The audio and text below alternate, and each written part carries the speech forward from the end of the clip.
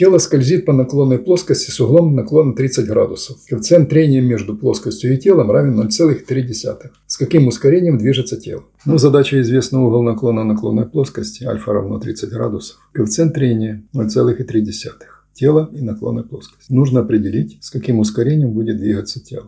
Построим наклонную плоскость с углом 30 градусов. Угол, конечно, приблизительный, но мы знаем, что он равен 30 градусам. Альфа равно 30 градусов. На наклонной плоскости находится тело, масса которой нам в задаче не дана. Мы можем ввести эту величину для того, чтобы каким-то образом проводить операцию, а потом постараться так, чтобы она каким-то образом ушла из наших расчетов. Пусть масса тела будет равна m. Тогда вес тела P равен mg. Поскольку это векторная величина, можем указать о том, что вес тела будет направлен вертикально вниз. Вот это будет вектор P. Раз тело скользит вниз с каким-то ускорением, значит, на него должны действовать какая-то результирующая сила, которая будет вызывать это ускорение. По второму закону Ньютона. Давайте сделаем следующее. Разложим вот этот вектор P на две составляющие. Одна составляющая, которая будет перпендикулярна поверхности ускорения. Вот тут будет угол 90 градусов. А вторая составляющая будет параллельная. Мы разложили этот вектор P на две составляющие. Одну обозначим значением n, вот это, а эту обозначим значением f. Судя по этому рисунку, именно сила F пытается сбросить это тело с наклонной плоскости, она направлена сюда. А сила N, она давит на наклонную плоскость, но почему тело не движется сюда, вдоль силы N? Да потому что наклонная плоскость реагирует на это. И есть сила реакции наклонной плоскости, которая направлена перпендикулярно на одной линии силы N. Поэтому тело не движется. Но зато тело N у нас создает не что-нибудь,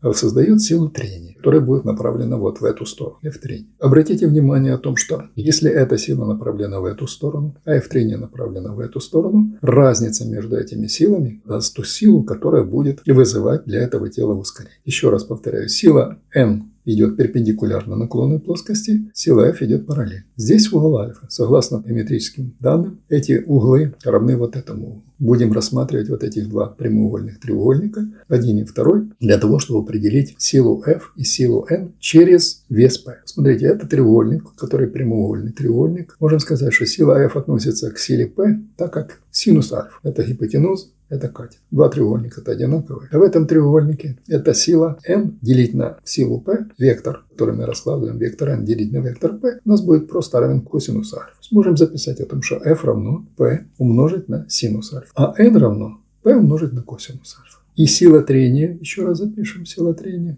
связана с коэффициентом трения и со значением вот именно этой составляющей. F трения будет равно μ умножить на n. F трения делить на n будет равно μ. Или F трения равно μ умножить на n. Разница силы трения и разница силы, которая скачивает, даст нам эту силу ускорения. Мы можем записать, что F минус F трения даст нам ту результирующую силу, которая будет вызывать для этого тела ускорение, которое будет равно ma по второму закону Ньютона. Раз эта сила больше, чем эта сила, получается разница между ними, и результирующая сила, получается, вызывает ускорение этого тела. Можем записать, что F минус F трения равно m умножить на a. Отсюда a можем просто подставить, будет F минус F трения разделить на m. Давайте подставим их значение. F у нас P на синус альфа равно P умножить на синус альфа. Здесь напишем дробь. F трения чему равно? F трения равно коэффициент трения μ умножить на n. А n это что? P на косинус альфа. И разделить на n. P выносим за скобки числителя. В скобках будет синус альфа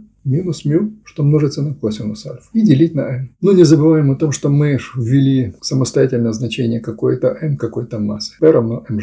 Поэтому вместо P подставляем значение mg. Это равно m умножить на g. И здесь синус альфа минус μ, что множится на косинус альфа. И делить на m. m и m сократились. Ту величину, которую мы ввели, мы от нее сейчас избавились. Она логически ушла. Можем сказать о том, что a равно g, что множится на скобочку синус альфа минус μ, что множится на косинус альфа. Обычно же используются разные значения в задачах. Иногда определяется, что взять 10 метров за секунду в квадрате. Если не определяется, берем g равно стандартной величине 9,8 метров за секунду в квадрате. Ускорение земного тяготения. Теперь давайте будем подставлять сюда, в эту форму. Обратите внимание о том, что реально ускорение не зависит от массы. Она зависит реально только при данном угле, зависит только от коэффициента трения. Любую массу положить сюда, если коэффициент трения между массой и наклонной плоскостью будет равен 0,3, она будет двигаться с таким точно же ускорением. Не зависит от массы. Подставляем значение сюда. Получим 9,8 метра за секунду в квадрате. Синус альфа, синус 30 градусов.